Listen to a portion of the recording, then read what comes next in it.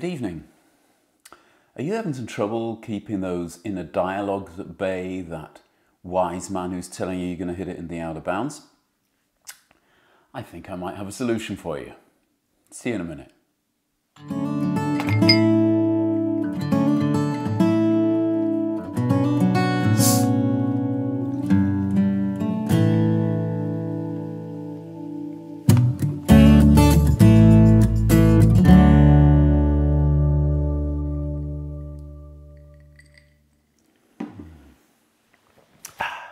That's good. First of all, let me just take this opportunity to thank all of you for watching my channel. I think we've got probably a little bit over 1,000 people now who are regularly kind of picking up and watching these videos, and I must admit I really do appreciate it very much, and it's very humbling, and I do hope I can help your game and give you a little bit more enjoyment out there. Let me know that everything I'm telling you I've gone through myself, and if I'm not even still going through, and this is one of the reasons I really kind of get into the psychology of the game, is basically to try and straighten my own head out. So we're all fighting the same demons out there, guys, so keep plugging away and don't give up. It's just a week now since the Masters. I don't know what you thought about it, but I actually enjoyed it a lot. I thought it was a great tournament. Also a really, justified and good winner. And there's been a lot of kind of talk, spirit of the game. Is Patrick Reed a good ambassador for the game? He's got a bit of a past.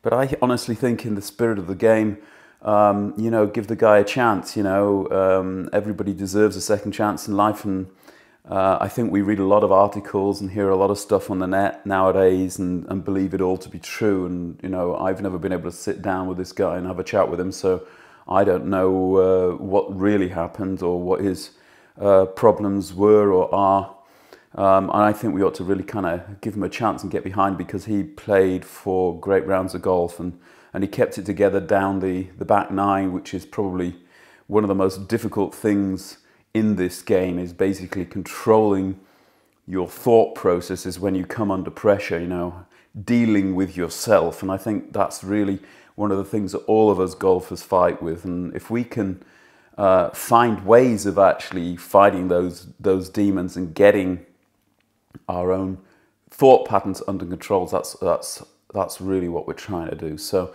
I would say, let's support Patrick Reed, and obviously in a Ryder Cup year that bodes rather well for the Americans, doesn't it? With Spieth and Fowler coming down the back 9 so well, and unfortunately the Europeans not playing quite as well as they have done. But it's a long way, guys, and we'll be back. I'm looking forward to that tournament as well. That's going to be an absolute belter at the end of September.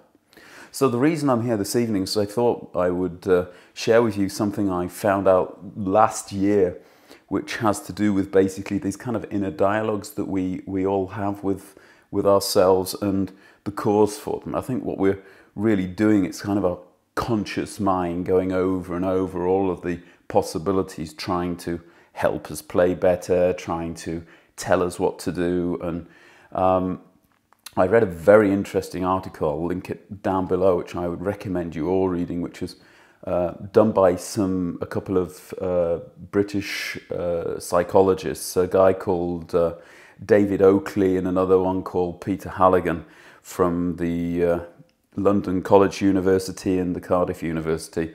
And they're looking into what the conscious mind is and how it works, and they came up with some pretty startling ideas. I mean, I think I've heard a lot of times that a lot of the things that we think we are consciously doing, we aren't actually consciously doing. On the contrary, they say if they stick you in an MRT, one of these resonating scanners, that they can actually see that parts of your brains are carrying out decisions before you are consciously making decisions. I know that sounds a little bit strange, but it means basically that you think you've decided to do something, but actually the order has already been carried out in your brain and you are going to be doing that anyway. These guys are explaining the conscious mind more as almost like a screen on which you're kind of projecting what they call your kind of personal narrative as to who you are, what you're thinking, almost as if you could kind of have a look at it again, rather than it being kind of what we think it is, and more of a kind of an executive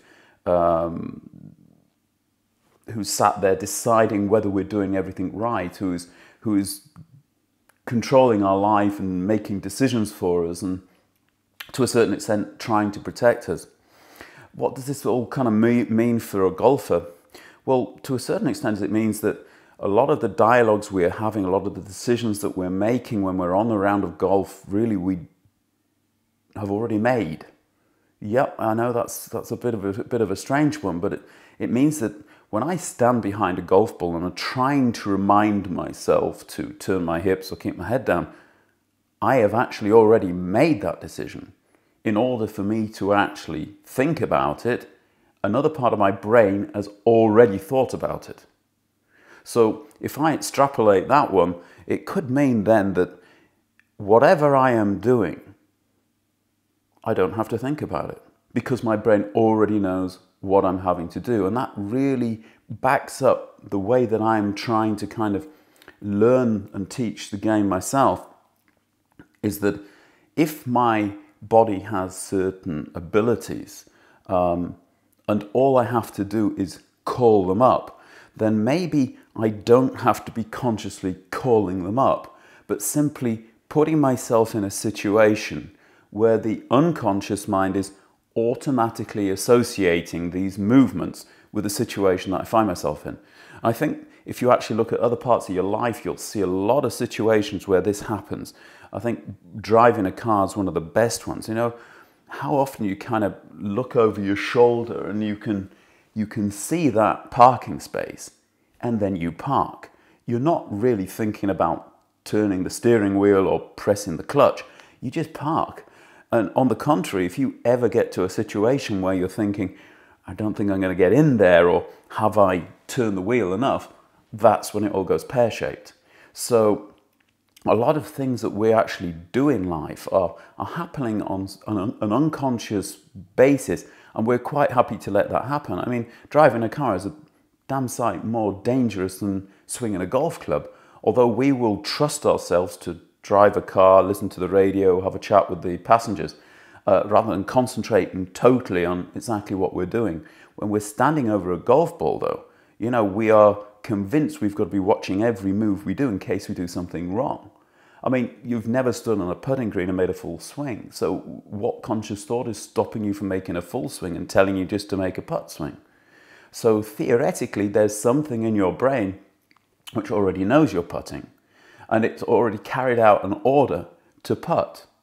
I know an awful lot of colleagues who are really able to kind of visualize, just simply see a putt rolling, and that's all they do. They just go up and put the thing in.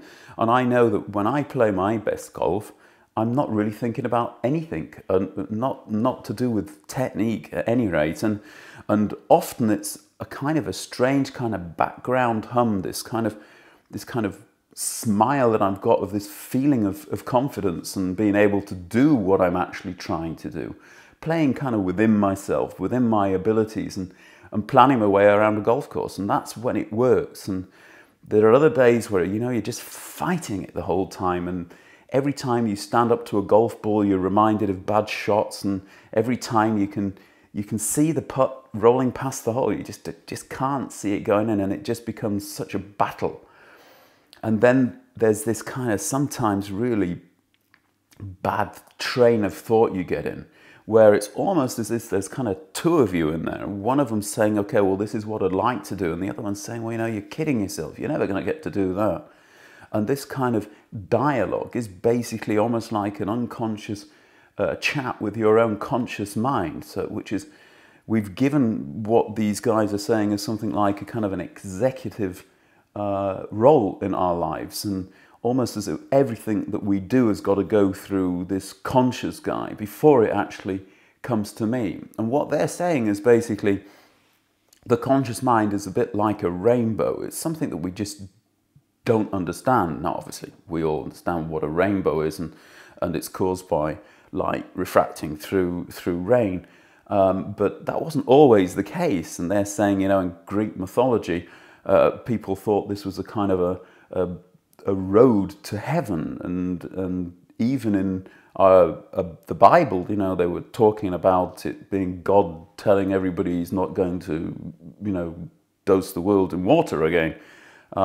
So if we don't understand something correctly, we will tend to give it an almost godlike status. And I think that's something we've certainly done with our conscious mind. That certainly rings true to me.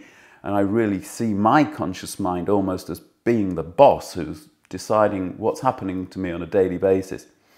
So what I'm trying to do now to actually kind of put this into perspective is more or less ignore him. You know, if I actually watch myself consciously, I can almost feel this kind of gap between a decision, carrying out a movement, and actually being aware of the movement. And if I do this more regularly and actually trust myself and actually see I'm in a position that I've been in before, and we talked about the pre-shot routine, which basically the whole idea is to do exactly that, is to get behind the golf ball and simply know there's nothing else you have to do. Your unconscious is perfectly aware of what your idea is and what you want to do, and you've got the right club in your hand and you've made the right decision, and now all you've got to do is really hit it. And it's all about being able to kind of get to the golf ball, hit the ball, and believe in the shot. Now, this might be a little bit kind of out there for some of you. I can tell you that out of experience, this seems to work for me. And I think if you can kind of change your belief systems, get away from this idea that your conscious mind is really, you know, your boss, and get more into the idea that most of your life is working perfectly automatically without any conscious thought whatsoever. It's all happening because your unconscious basically knows full well what it is you want to do. So you just got to kind of get out of your own way and just do it. And you're going to play better golf, believe me. Yeah, that was a new one, wasn't it? Good to try new things. Good to try old things as well. As ever, if you liked it, hit that like button. If you didn't, I can take a few thumbs downs. I'm a big guy. Subscribe to the channel if you haven't already. Again, thank you very much for your support. I'll be leaving a link to my philosophy. If this is interesting you, you'll find something about this kind of idea in there. Really go down and read this link. It's wonderful stuff. There's loads of stuff coming out in the next couple of weeks as well, which is going to help you more to kind of quiet that inner dialogue, get a little bit more kind of positivity into your game. And guys, I'll see you all next time. Bye for now.